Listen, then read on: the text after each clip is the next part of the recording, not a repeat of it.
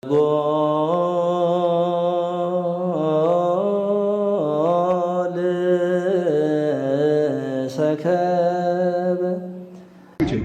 አታችሁ ገንዘብ ከምታተርፉ ገንዘብ ቀርቶባችሁ ሰው አትርፉ። ሰው ገንዘብ ይሰጣችኋል። ሰው ልዩ ገንዘብ ነው። መድኃኔዓለም በዚህ ዓለም የኖረ ሰው ለመሰብሰብ ሰው ሰብስቧል። በእውነት ነው። በሰው ተመልከቱ። ሰው 12 ሰው ነው እኮ ያተረፈ ለፍቶ፣ ኋላ 120 ሰዎችን አትርፏል። እነዚያ ሰዎች ደግሞ ምን አደረጉት? ዓለምን በሙሉ ሰብስበው ደግሞ አመጡለት። ስለዚህ አንድ ሰው አጣ የሚባለው ሰው ሲያጣ ነው። እና ያጣችኋት እናታችሁ፣ ያጣችሁ አባታችሁ፣ ያጣችሁት ወንድማችሁ፣ ያሳዘናችሁት ሰው ካለ ሰውን ፈልጉ። ለሰው እንኳን ምጽዋት መስዋዕት እንኳን መጠኑ አይደለም። ለሰው ጌታ ምንድን ነው ያለው? ከደጀ ሰላሙ ስትደርሱ ስትመጡ መስዋዕት ይዘህ ስትመጣ ወንድምህን እንዳስቀየምከው ብታስታውስ መስዋዕቱን አስቀምጠህ ሂደህ ወንድምህን ይቅር ብለህ መጥተህ መስዋዕቱን አቅርብ ነው ያለው። ከሰው ከመስዋዕት ይልቅ ሰው ይበልጣል። በእውነት ማለት ሰው ይበልጣል። በዚህ ዘመን እየረከሰ ያለ እየተጣላ ያለ ማን ነው ካለን ሰውነት ነው ክብሩን ያጣ። ሰውነታችንም ንቀነዋል፣ የሰው ሰውነትም ንቀናል።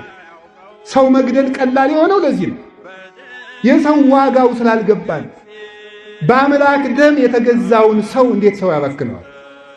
በአምላክ ደም የተገዛውን፣ በአምላክ ሥጋ የተገዛውን በዓለም ያሉ በሬዎችን ሁሉ አርደን እኮ አንድ ሰው ማግኘት አንችልም። ለሰው የተሰዋው አምላክ ወልደ አምላክ ነው። ሰው ሁሉ በወርቀ ደሙ ነው የተገዛው። ሰው የሚወድ ልብ ይስጠን። ሰው ውደዱ። እውነቴን ነው ማለት ሰው ነው መውደድ። ሰውን ጥሎ ወዶ እግዚአብሔር የጥሎ ማለፍ አምላክ አይደለም። ሰውን ጥሎ ወዶ እግዚአብሔር በብልጣብልጥነት አይደለም። አሁን እዚህ አሳዝነ እዚህ እኮ እግዚአብሔር ድራማ ይሰራበታል። እግዚአብሔር ይቀለድበታል። እግዚአብሔር ይዘበትበታል። ወይስ ደግሞ እግዚአብሔር ከኛ የሳንቲም ድቃቄ የልብስ ላቄ የሚቸግረው ይመስላችኋል? እግዚአብሔር ቸግሮት ያበደረው ማለት እግዚአብሔር ታስሮ ያስፈታዋለን? እግዚአብሔርን ርቦት የመገበውስ ማን? እግዚአብሔርን ተራቅቶ ያለበሰው ማን? እግዚአብሔር ሳያውቅ ቀርቶ ያስተማረው ያማከረው ማን? ማንም። እግዚአብሔር ቸግሮት ይመስላችኋል? እግዚአብሔር የሚሻው እኛነታችን አይደለምን? ልባችን አይደለምን? ህሊናችንን አይደለንም ወይ? ልብነታችን አተነው የለም እንዴ ነው? ሴት ለመቆንጠጥ ወደ ኋላ የሚል የለም። ልጅ ነኝ የሚል የለም። ሴት ለመሳደብ፣ ለማጨት፣ ለመውደቅ ልጅ ነኝ የሚል የለም። ለመነሳት ነው እንጂ ልጅ ነኝ አትበል። አሁኑኑ መውጣት አለብህ። 15 ዓመት ድንግል ማርያም አምላክን የወለደችበት ዕድሜ ነው። 3 ዓመት ቂርቆስ እሳት ያጠፋበት ዕድሜ ነው። የዕድሜ ቀልድ የለም። ዘመናችን እንዲሁ ዝም ብሎ በመተብተብ ወሐለፈ በጉጓ ዓመት ይሆኑ ዘመናቸው ዝም ብሎ በመተብተብ በማሰር አለቀ እንደተባለላቸው። ልጅ ነኝ አትበል። ቁረብ፣ ልጅ ነኝ። ጸልይ፣ ልጅ ነኝ። ንስሐ አባት፣ ወጣት ነኝ። እንደዚህ ያለ ቀልዳችሁን ተው። ለኃጢአትም ልጅ ነኝ አትበሉ፣ ለጽድቅም ልጅ ነኝ አትበሉ። ገና ነኝ አትበል። አሁኑኑ መዘጋጀት ይገባል። አንዱ ይሄንን የነገራቸው። ስለዚህ ሁላችሁም ባለበ ዘመናችን ሰው 30 ዓመት 40 ዓመት ገና ልጅ ነን እኮ ባለቤቴም ልጅ ነው ባለቤቴም ይላል ሰው። ረተው አርጅታችኋል። ኑር ነው መመለስ አለብን። ማንም ሰው ለመንግሥተ ሰማያት ልጅ የለም፣ ለሲኦልም ልጅ የለም። ሁሉም እኩል ነው የሚሄደው። ዘከመ ተጽፈ ያውር ነው። ሐመቀመጫ ትልቁን እንወዳለን፣ ሐሰም ትልቁን፣ ሐመብል ትልቁን፣ ሐዘርም ትልቁን፣ ሐስራ ትንሹን፣ ከጽድቅ ትንሹን፣ ለኃጢአት ልጅ ነኝ፣ በጎ አድርግ ልጅ ነኝ። እንዲህ ያለ ነገር እንደ ይሁዳ ያለ ብልጣብልጥነት እኮ ነው። እንደው እንደ ቀልድ እንደ አባቶች እንደሚናገሩ ጌታ አንድ ቀን ሐዋርያትን ድንጋይ አምጡ አላቸው አሉ። ድንጋይ አምጡላቸው። ይሁዳ በጣም ትንሿን አርጎ ይዞ መጣ። ሐዋርያት ደግሞ ትልልቁን በሉ ህብስት ይሆንላችሁ አላቸው ጌታ አሉ። ኋላ ሁለተኛ አዘዛቸው። እኛ ለጌታችን ለመታዘዝ ነው ለሆድ ከሆነስ ብለው ትንሿን፣ ይሁዳ ደግሞ ትልቁን። ጌታ ምን አለ? በሉ ጣሉት። ምንም ሳይሆን ቀረበ። ይሄ ብልጣብልጥነት ለክፋት ልጅ ነኝ፣ መልካም ሥራ ገና ነኝ እኔ ገና ቁርባን ዛሬ ጀምሬ ይላል ደግሞ ልጅ ነኝ። ለክፋቱ ደግሞ አለዋለሁ ትላለህ። ይሄንን ነው ማቆም ያለብን። ገንዘብ ለመቁጠር አሁን እያንዳንዱ ሰው ብር ያውቃል። እንዴት ቦታ ቢመሩት እንደሚያስተዳድረው ገና 10 ዓመት ልጅ ያለ ያውቃል። የከተማ ልጅ ለነፍሱ ግን ልጅ ነኝ ይላል። አውቃችሁ ነው የምታጠፉ ማለት ነው። አልቦሙ ምክንያት ለጌጋዮሙ፣ ለማጥፋታችን ምክንያት የለን። ታውቃታለህ ማለት ነው። ልጅ ነኝ አትበል።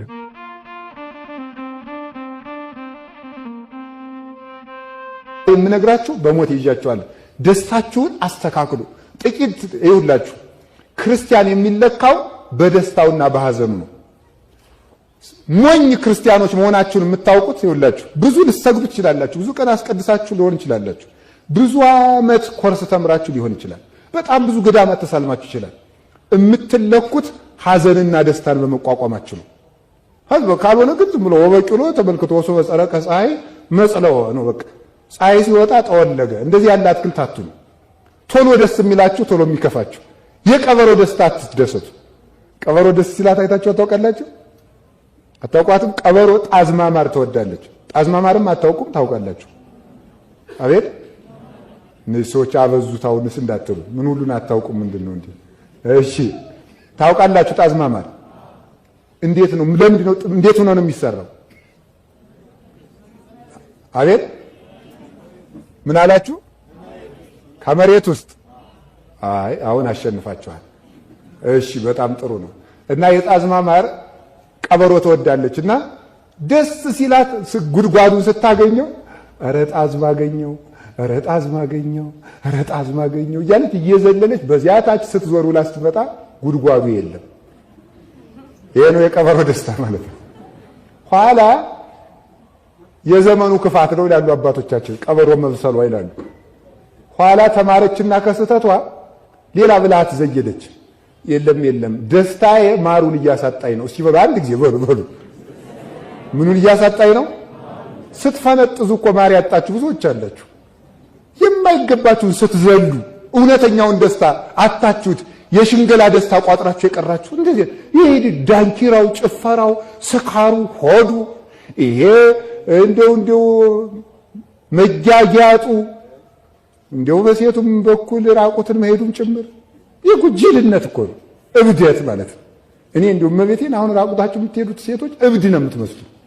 እብድ ድሮ እገሌ አብዶ ሲባል ማስረጃ ከተባለ ጨርቁን ጥሎ ነበር የሚባለው።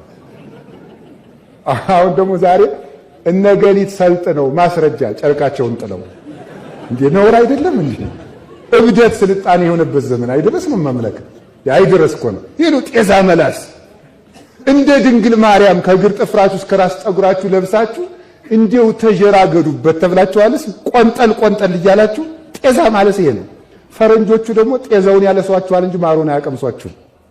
ኃጢአቱንና ጅልነቱን ያስተምሩናል። ስልጣኔያቸውን እኮ አይነግሩንም። እንዴት ሀብታም እንደሚሆኑማ አይነግሩም። እንዴት ጅል እንደሚኮን ግን ይነግሯችኋል። እናንተ ጤዛውን ትልሳላችሁ። ወጣቱ ይሄን የተሸወደው አሁን ስለ ጠጉር መቁረጥ የምንነጋገርበት ነበረ።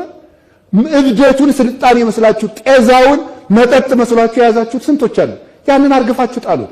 ከዚህ በኋላ እኔ ጤዛ አልስም ከባህሩ እጠጣለሁ በሉ። የሕይወት ውሃ ክርስቶስን እጠጣለሁ እንጂ ጤዛ አልስም ብላችሁ ለህሊናችሁ ነው፣ ለኔ አትንገሩ። እንደዚያ በሉት። አላ ቀበሮ እንኳን ስትበስል ማትበስሉ ሞኞች።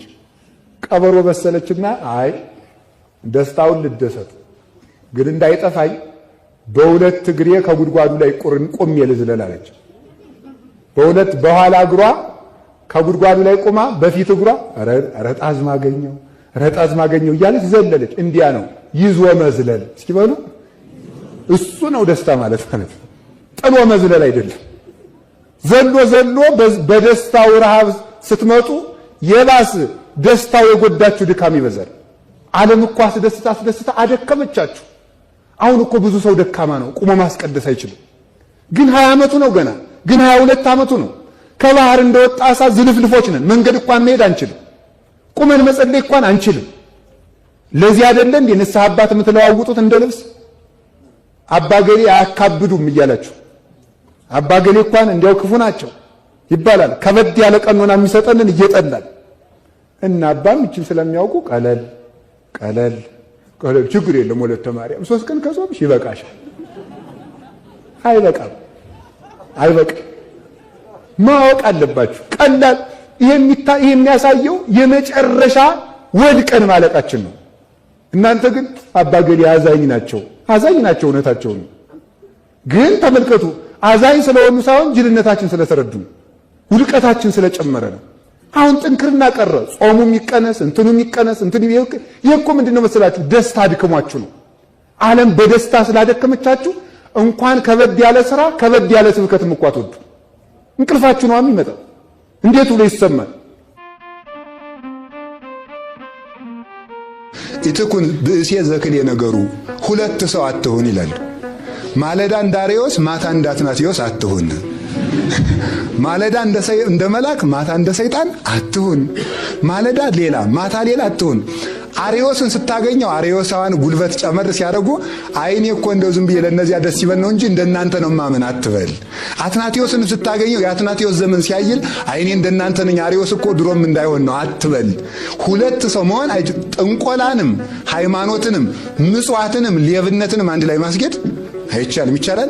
ለምሳሌ 50 ሺህ ብር ሰርቆ አንድ ሰው 10 ሺህ ብር ለጊዮርጊስ መስጠት አይቻልም። ምክንያቱም ሁለቱ አንድ ላይ አይሄዱም። ማር መልካም ነው፣ ማርን በመርዝ መብላት ግን ይገላል። ጽድቅ መልካም ነው፣ ጽድቅን በኃጢአት መስራት አይቻልም ማለት ነው። አይቻልም። ስለዚህ ሁለት ክርስትና እንዴት ነው? ተለዋዋጭ ነው። ሰው ገዳም ሲሆን እንደዚህ ይላል፣ ከዛ በኋላ ይለቃል። ይሄ ምንድን ነው? ስሜታዊ ክርስቲያን ሆኖ ስለሚሄድ ነው። አሁን ለምሳሌ ይዘው ዛሬ የምታዩት ሁሉ እንትናን አገባለሁ። ለምን ተገባለህ? ደስ ስለምትለኝ። እንትናን አገባለሁ። ለምን ታገባለች? ደስ ስለሚለኝ። ደስ ሲለው ያገባ ደስ ሲለው ይፈታል ማለት ነው። ስለዚህ ገዳምም ሲሄድ ደስ ብሎት፣ ሲያስቀድስም ደስ ብሎት፣ አመክንዮ የሚባል ነገር የለውም ማለት ነው። አመክንዮ ይሄ የገሃነመ እሳት መራራነት፣ የጣዕመ መንግሥተ ሰማያት ውበት ሁለቱ አይታዩትም ማለት ነው። ሁለቱ አይታዩትም። አሁን ሲመጣ ይረሳዋል። እዛ ላይ ማህሌቱ እልልታው ያስረሳዋል። እዚህ ሲመጣ ደግሞ ዘፈኑ ያስረሳዋል።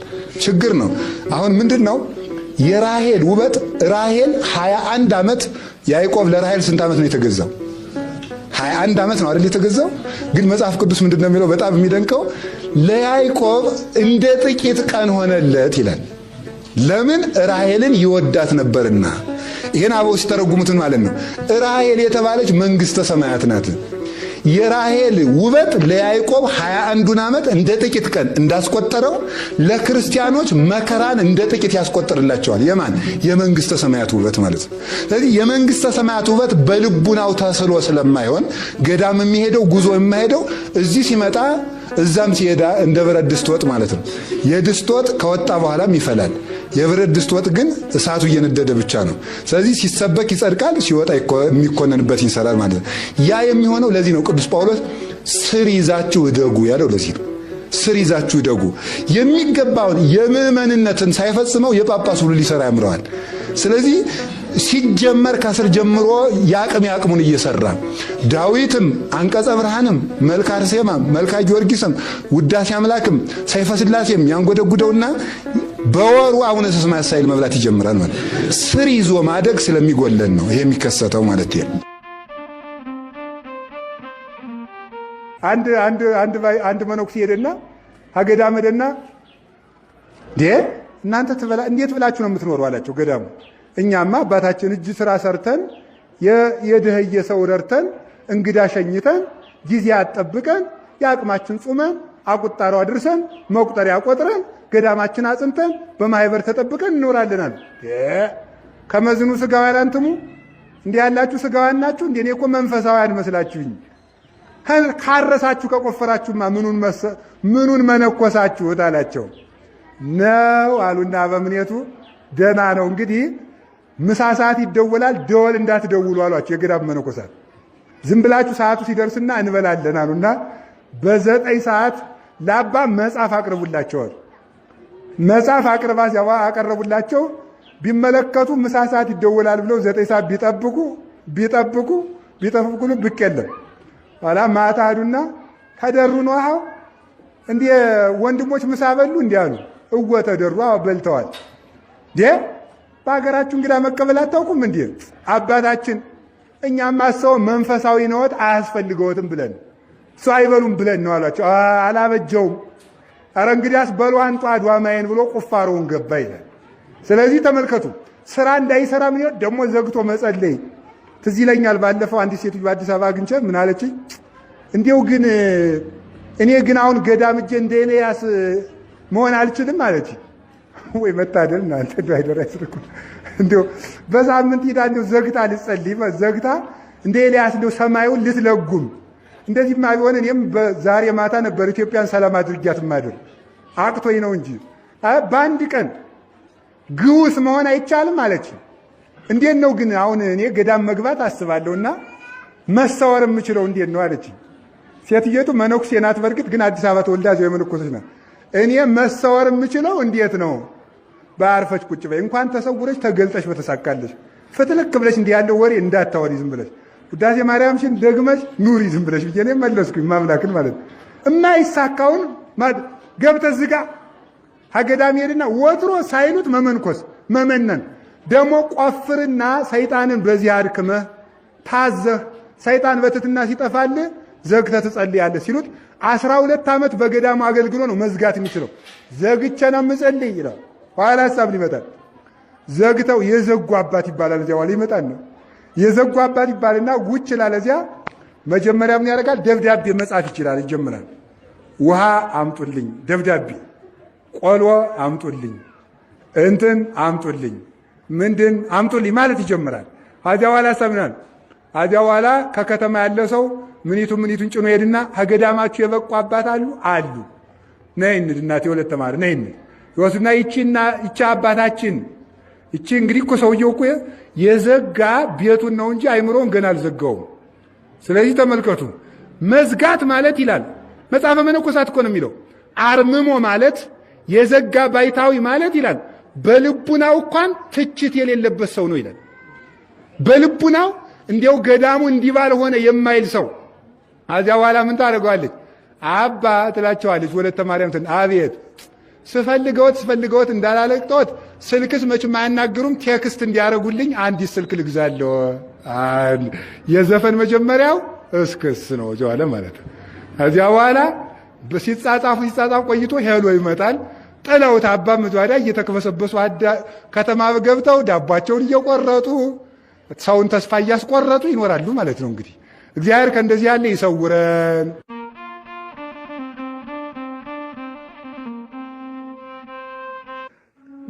ትክክለኛ ክርስቲያን መሆን ማለት በቃ በስመ አብ ወወልድ ወመንፈስ ቅዱስ አሐዱ አምላክ አንተ ሰይጣን ብሎ እባብ መግደል፣ በስመ አብ ወወልድ ወመንፈስ ቅዱስ ብሎ በቃ አውሬ እንዲፈራን ማለት ብለን ሰይጣን እንዲፈራን ጸጸ ብለን ጋኔን እንዲፈራን ማድረግ እንደዚያ ነው። እንዲህ አይደለም።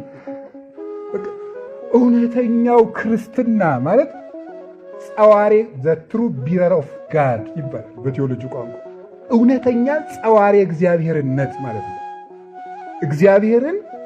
እውነተኛ እግዚአብሔርን ተሸካሚ ወይም እግዚአብሔርን ተዋህዶ የሚኖር ማለት ነው። ትሩ ኦርቶዶክሲ ወይም እውነተኛ ኦርቶዶክሳዊ ሰው የሚባለው ይሄ እግዚአብሔርን የተሸከመ ሰው፣ እግዚአብሔር የተዋሃደው ሰው፣ እግዚአብሔር ያደረበት ሰው፣ የክርስቶስ የሕይወት ውሃነት በሕይወቱ የሚፈልቅበት ሰው ያ ነው ክርስቲያን ማለት ነው። ክርስቲያን ማለት ነው እና ጸዋርያን እግዚአብሔር ናቸው ቅዱሳን ሐዋርያት አባቶቻችን እግዚአብሔርን የተሸከሙ የእግዚአብሔር ውሃ የሚፈልቅባቸው የምንጭ አይኖች ናቸው፣ የበረከት አይኖች ናቸው። ለዚህ እኮ ነበረ ከገባችሁበት ቤት ሁሉ ሰላም ይግባ ያላቸው። ሰላም ክርስቶስ በእነሱ ስላለ ከገባችሁበት ቤት ሰላም ይግባ፣ ያልተቀበላችሁ ደግሞ ሰላማችሁ ከእናንተው ጋር ይኑር ያለ ለዚህ ነው። የሰላም ምንጭ፣ የልጅነት ምንጭ፣ የበረከት ምንጭ፣ የሃይማኖታችን ምንጮች ናቸው። የሕይወት ውሃ ክርስቶስ በእነሱ ያደረባቸው እነዚህ ናቸው። ሙሴ በበትር ያጣፈጣቸው ማለት ክርስቶስ በመስቀሉ ያጣፈጣቸው። ሙሴ ክርስቶስ ነው። የሙሴ በትር መስቀል ነው። መራራውን ከ12ቱ ምንጮች አጠፋው ማለት ከሐዋርያት ጥርጥርን፣ ክደትን፣ ስንፍናን ሁሉ አራቀላችሁና ንጹሕ ምንጮች አረጋቸው። ያንን ውሃ ዛሬ በመጽሐፍ ቅዱስ በንባብ በጉባኤ ቤት በትምህርት ቤት በቅዳሴ እንጠጣዋለን። ነቅ ንጹሕ ዘማንቂተ ሕግ ንጹሐን ዘውቱ ዜና ግብሮሙ ለሐዋርያት እያለ ያነብልናል። ከንጹሐን አባቶቻችን የተገኘ ጥሩ ምንጭ ይሄ ነው። ይኸውም የቅዱሳን ሐዋርያት የሥራቸው ዜና ነው ይላል። የስማቸው የወሬያቸው ዜና አይደለም፣ የሥራቸው ዜና